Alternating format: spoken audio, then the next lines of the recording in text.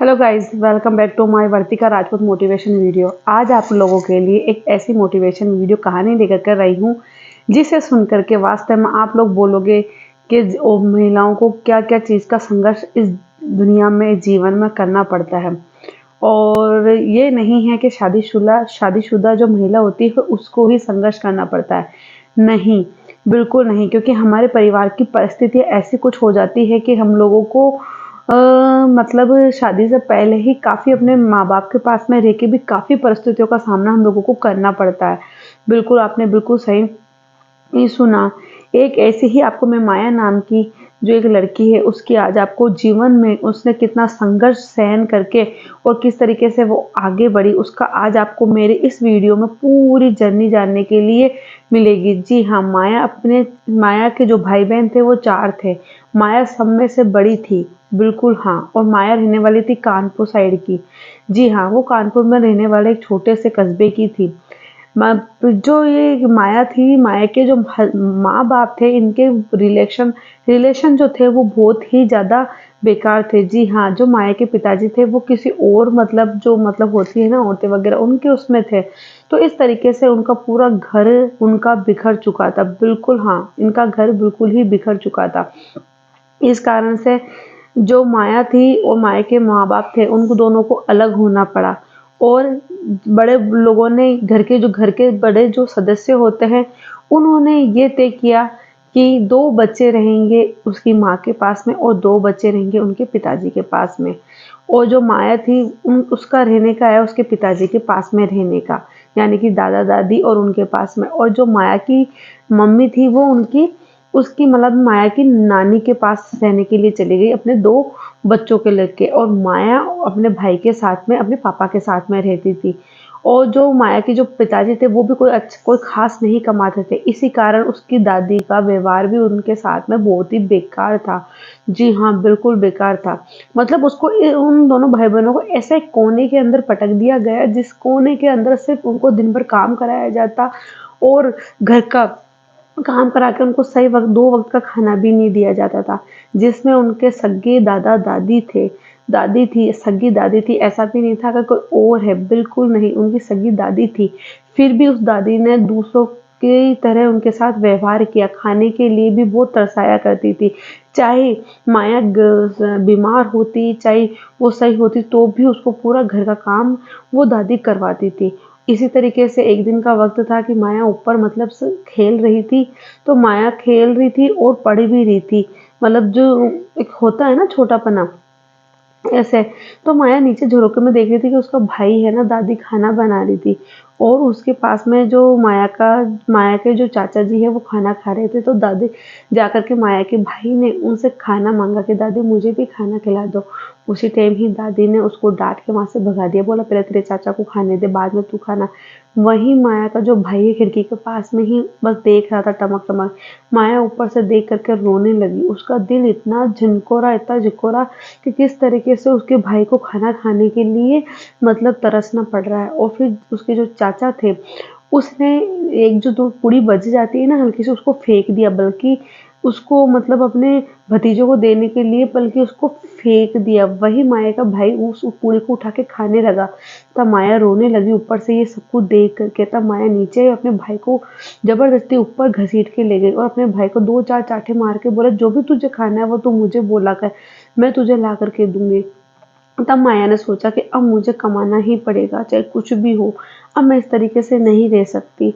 पर फिर माया ने आगे की पढ़ाई जारी करी और माया ने जो एक होता है एक कोर्स करना, तो उसे एमबीए करना था, उसके लिए भी उसको पैसे चाहिए थे। तो फिर उसने अपनी माँ को बोला कि माँ मुझे ये करना है और मुझे कानपुर जाना पड़ेगा। तब उसकी माँ ने अपने जो गहने पड़े थे, उसको गिरवी रख कर के ओ उसको गिरवी रख कर के उसको पैसा दिया। तब माया को बहुत ऐसा लगा कि मेरी मम्मी के ये गिरवी गहने मैं मेरी मेहनत से वापस से छुड़वाऊँगी और इस तरीके से उसको रखूँगी नहीं।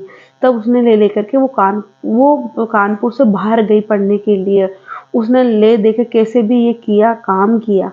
तो वहाँ रहने के लिए भी उसको मतलब पैसे किराए पे रहती तो इतने पैसे थे नहीं। उसने अपने पिताजी को बोला कि पिताजी मुझे कानपुर से बाहर वहाँ जाके रहना पड़ेगा और मुझे ये कोर्स करना है। तो पिताजी ने दूर की जो कोई बुआ थी उसके पास में उसको पढ़ने के लिए भेजा। बुआ भी, अब आप जानते हैं कि कोई भी अगर 2 या 3 दिन से ज़्यादा रह जाए तो आपको पता है ही है कि व्यवहार कैसा हो जाता था। तो वो गई और उसके कपड़े हमेशा बैग में ही टके रहते थे। बुआ का व्यवहार, दूर की बुआ थी रिश्तेदार की, तब वो पूरा काम उससे करवाती थी। माया से पूरा-पूरा काम करवाती थी, चाहे वो बीमार हो, चाहे कैसे भी हो, उसको काम करना पड़ता था और इसी बीच में रहकर उसको पढ़ाई भी पूरी करनी पड़ती थी। फिर एक दिन की बात है कि माया को चिकन पॉक्स हो गया था। उसने अपनी बुआ को बोला कि मुझे काफ़ी तेज़ बुखार है और मेरी तबीयत बिल्कुल भी ठीक नहीं है और मैं काम नहीं कर पाऊँगी। उसकी बुआ ने आधी रात को उसका बैग उठा कर के बाहर फेंक दिया। तब उसने सोचा कि बुआ गुस्सा होगी। वो जैसे ही बैग लेने के लिए बाहर गई तो उसकी बुआ ने गेट बंद कर दिया। गेट खड़खड़ाया तो भी उसकी बुआ ने खोला नहीं और बिल्कुल आधी रात हो चुकी थी। इधर से कुत्ते भौं-भौं कर रहे, हवा तेज़ चल रही। माया बाहर आधी रात को रोड पे बैठ कर के रोने लगी।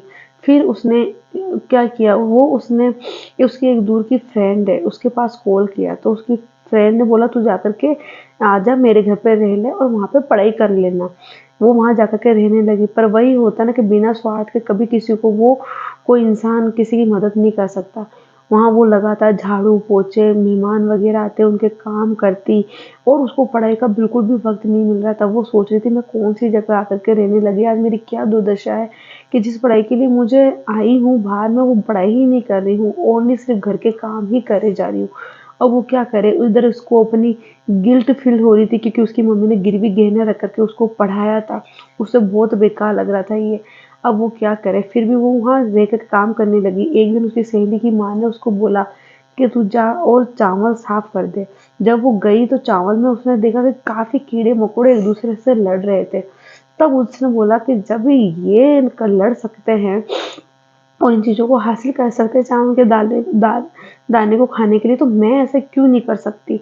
फिर उसने वहाँ से हिम्मत हारी नहीं और उसने उस जो किया कोर्स उसको पूरा किया और उसको थोड़े दिनों बाद में एक क्रेडिट कार्ड के लिए बैंक में नौकरी मिली। हालाँकि बहुत ही छोटी-सी नौकरी थी, सरकारी भी नहीं थी, पर उसकी मम्मी का जब उसके पास रोज़ कॉल आता, तो उसने उस क्रेडिट कार्ड वाली जॉब को किया। वहाँ पर रह कर के वो ऐसा सोचती थी कि मैंने पढ़ाई सिर्फ़ इस लेवल के लिए नहीं करी है कि सिर्फ़ मैं यही नौकरी करती रहूँ।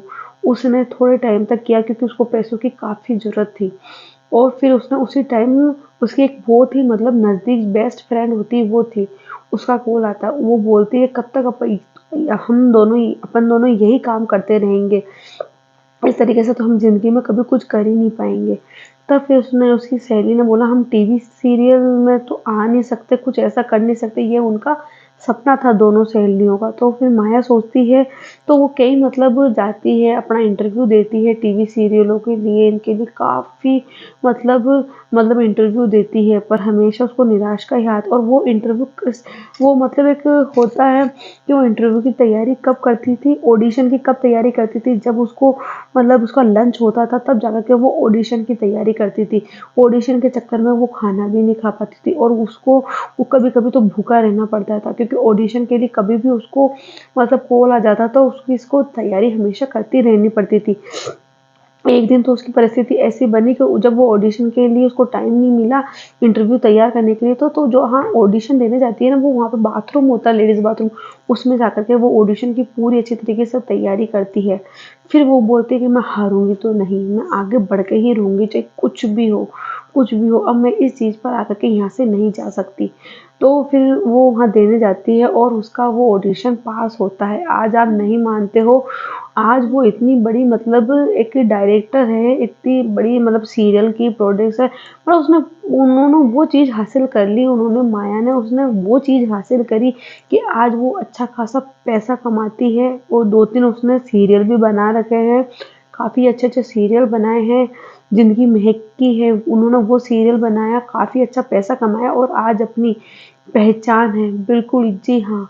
आज टीवी सीरियल में उनकी पहचान है और भी वो काफ़ी साइड बिज़नेस करती है और इस तरीके से उन्होंने अपनी गिरवी गहने अपनी माँ के छुड़वाए और अपनी माँ की उसने सहायता करी और फिर वो अपनी माँ के साथ में ही रहने लगी। तो आप एक चीज़ सोचिए, अगर माया वहीं हिम्मत हार जाती और वहीं वो अपनी दादी के पास में रह कर के झाड़ू पोछे करती और कुछ काम नहीं कर पाती, तो सोचिए वो आज इतना आगे बढ़ पाती है? वो वहीं डिमोटिवेट हो जाती तो क्या आज उसको वो पहचान मिल पाती? जी बिल्कुल नहीं। तो यही मेरा बोलने का है कि हमें हमारी ज़िंदगी में आए हुए संघर्षों से बिल्कुल नहीं हारना चाहिए, क्योंकि अगर हम आत्मविश्वास से इन चीज़ों से लड़ेंगे तो ही आगे बढ़ पाएँगे। जब इंसान को कोई बीमारी हो जाती है तो हम जानते हैं कि घाव होता है, तो वो बीमारी हो जाती है, पर उसको बीमारी से लड़ने के लिए दवाई के अलावा हमें हमारे आत्मविश्वास की भी ज़रूरत रहती है। अगर हम लोग आत्मविश्वास ही नहीं रखेंगे और सोचेंगे हमें तो ये बड़ी सारी बीमारी हो चुकी है, हम कुछ ही नहीं कर सकते, पता नहीं हमारा क्या होगा, तो मेडिसिन से ज़्यादा तो वो ऐसी नेगेटिव चीज़ें हमारे ऊपर इतनी बुरी तरीके से हावी करती है कि मेडिसिन का असर ही जल्दी से नहीं हो पाता। अगर आत्मविश्वास है, अगर कोई भी चीज़ से, बीमारी से भी अगर लड़ा जाए ना, तो उस पे भी हम लोग जंग हासिल कर लेते हैं। तो यही चीज़ मैं उन महिलाओं को बोलना चाहती हूँ कि चाहे कैसी भी हमारी परिस्थिति आ जाए, पर हमें बिल्कुल भी नहीं हारना है। औरत की पूरी ज़िंदगी बच्चों को पालने में और आदमी की अर्धांगिनी बनने में ही, पुरुष की अर्धांगिनी बनने में ही निकल जाती है, पर वो अपनी बिल्कुल भी ज़िंदगी नहीं जी पाती है। तो हमें हमारी पहचान बनाने के लिए जो ये संघर्ष, जो लड़कियाँ के साथ शादी से पहले या शादी के बाद में जो आती है, इन समस्याओं से हार नहीं मानना चाहिए। और पहली बात तो गलत डिसीज़न बिल्कुल भी नहीं लेना चाहिए कि हम लोग कुछ कर लें, हमारे साथ कुछ गंदा खराब कर लें, ऐसा बिल्कुल नहीं सोचना चाहिए। हम जब तक इन मुश्किलों से जीतेंगे नहीं ना और इन मुश्किलों से लड़ेंगे नहीं, तो हमें कुछ भी मतलब हासिल नहीं हो सकता। एक समुद्र को पार करने के लिए अगर हम सोचें कि समुद्र के किनारे पे बैठे-बैठे ऐसे सोचने लगेंगे कि अरे! इसमें तो तूफ़ान आएगा, अरे! इसमें तो लहर आएगी, अरे! हम लोग कैसे पार करेंगे, हम तो डूब जाएँगे। तो उसके लिए भी हमको जो शिप होती है बड़ी सारी, उसमें बैठ कर के हमको सवार होना पड़ता है, उन तूफ़ानों से गुज़रना पड़ता है, जब जाकर के हम वो समुंदर पार कर पाते हैं और अपनी मंज़िल को हासिल करते हैं, जहाँ जाना चाहते हैं वहाँ पहुँचते हैं। तो वैसे ही हमारी ज़िंदगी में भी छोटे-मोटे मतलब तूफ़ान आते रहेंगे, पर जो आत्मविश्वास की नाव है ना, इसको हमको बनाए रखना पड़ेगा। तभी हम हमारे इस तूफ़ान से, छोटे-मोटे इन परेशानियों से हम जीत पाएँगे और अपनी मंज़िल को हासिल कर पाएँगे, वरना हम बिल्कुल भी मंज़िल हासिल नहीं कर पाएँगे। क्योंकि काफ़ी महिलाएँ हैं, काफ़ी लड़कियाँ हैं, इन चीज़ों से डिमोटिवेट हो जाती है कि लड़कियाँ सोचती हैं हमें नौकरियाँ नहीं मिल रही है, लड़कियों को नौकरी करने से रोका जाता है कि तू क्या करेगी? तो इनका काफ़ी काम को सामना करना पड़ता है, लोगों की अगर परवाह नहीं करें तो अपने माँ-बापों को हमको समझाना पड़ता है, क्योंकि हम लोगों की बात नहीं मानेंगे तो क्या हमारे माँ-बाप ऐसे नहीं होते हैं। किसी-किसी के तो ये होता है कि रिश्तेदार लोग, समाज के लोग क्या कहेंगे? इसी चक्कर में माँ-बाप भी कभी-कभी गलत डिसीज़न ले लेते हैं। तो हम लोगों को माँ-बाप को भी समझाना पड़ता है, पर जंग तो हार नहीं सकते ना। इन जंगों को मतलब जीत करके ही हम, जैसे माया ने अपनी एक पहचान बनाई और माया ने अपना करियर बनाया, अपनी मम्मी की हेल्प करके फिर अपनी मम्मी के साथ रहने लगी, वैसे ही भारत में रहने वाली हर एक लड़की, हर एक महिला अपने जीवन की जंग को जीत सकती है। खुद को खुद सपोर्ट करो, ये हमेशा बोलती हूँ। दुनिया गई भाड़ में, समाज के लोग गए भाड़ में, रिश्तेदार गए भाड़ में, चाहे हमें सपोर्ट करें ना करें, पर हमको खुद को ही सपोर्ट करना पड़ेगा। हमारा आत्मविश्वास का लेवल हमको आगे बढ़ाना पड़ेगा, तभी हम जाकर के अपनी जीवन में आगे बढ़ सकते हैं, नई पहचान बना सकते हैं। तो ये आप लोगों को मैं एक मोटिवेट वीडियो लेकर कर आई थी, बिल्कुल सच्ची दास्तान ही है, क्योंकि ऐसे लोगों की मैं जीवन संघर्ष की कहानी अपने वीडियो में इसलिए लेकर कर आती हूँ, क्योंकि मैं सोचती हूँ कि अगर हम ऐसी वीडियो हमारी भारतीय महिलाएं देखें तो ज़रूर वो आगे बढ़े।